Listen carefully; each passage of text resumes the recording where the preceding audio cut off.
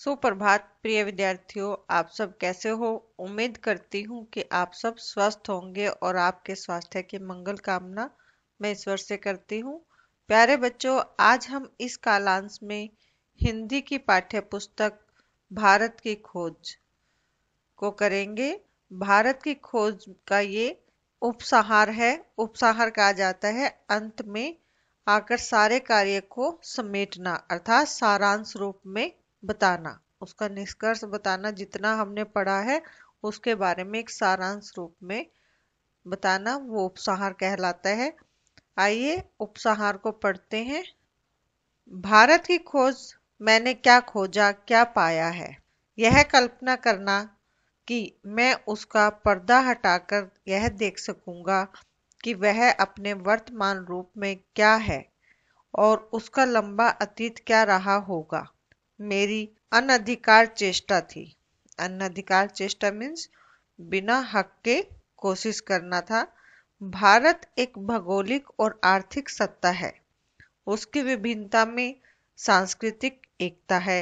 यह विरोधों का एक ऐसा पुंज है, पुंज कहा जाता है गुच्छा, जो मजबूत और अदृश्य सूत्रों से बंधा है।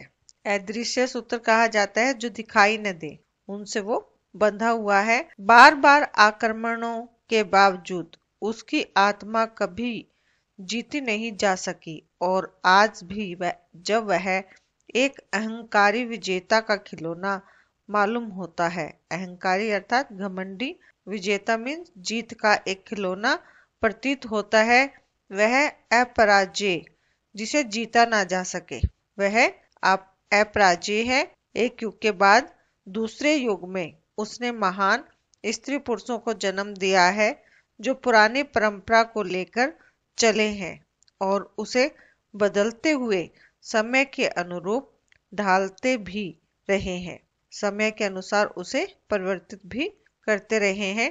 उस महान परंपरा में रविंद्रनाथ टैगोर हुए, जो आधुनिक युग की प्रकृति और प्रवृत्तियों से सराबोर थे। सराबोर होना मीन्स पूरी तरह से भरा हुआ होना, लेकिन उनकी नींव भारत के अतीत में थी।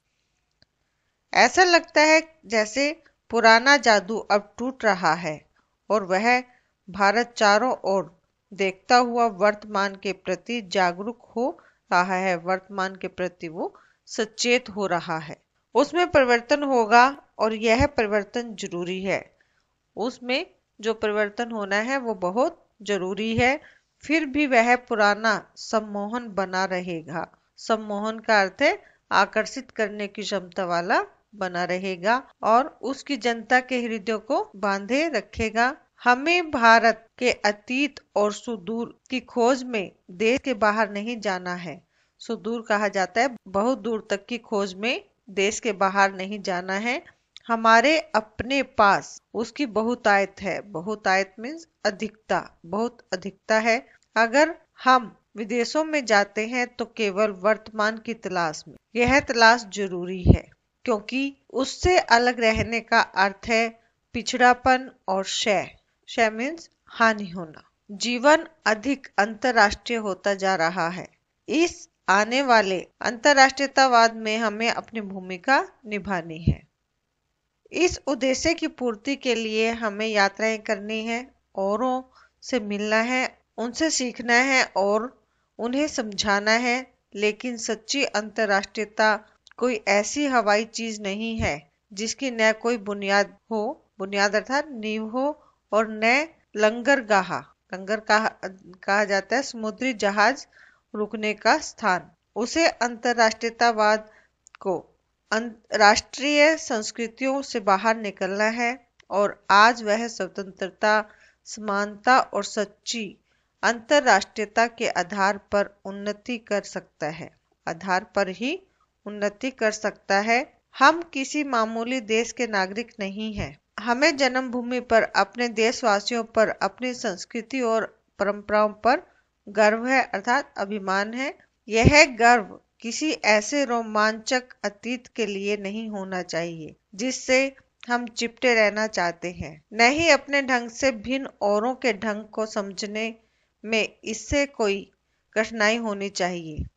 इसके कारण हमें अपनी कमजोरियों और असफलताओं को भी कभी नहीं भूलना चाहिए और न ही उनसे छुटकारा पाने की हमारी इच्छा कुंठित होनी चाहिए। कुंठित होना कम निराशाजनक होनी चाहिए।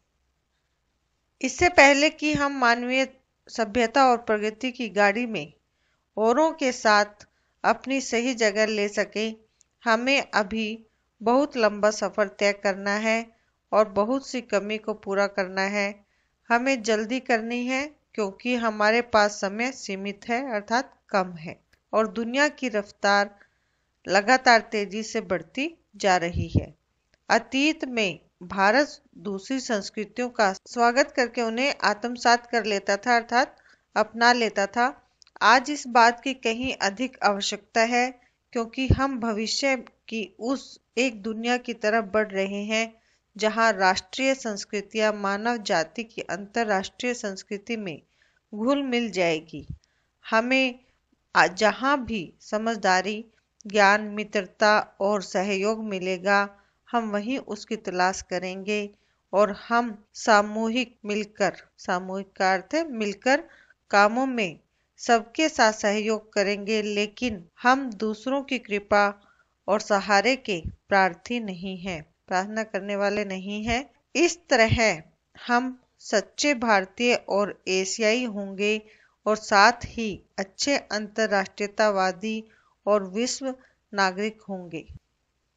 तो प्यारे बच्चों, आपने भारत की खोज के उपसार को समझा और इसके साथ ही भारत की खोज पुस्तक पूर्ण होती है। आप भी इस उपसार को पढ़ें और समझें। धन्यवाद।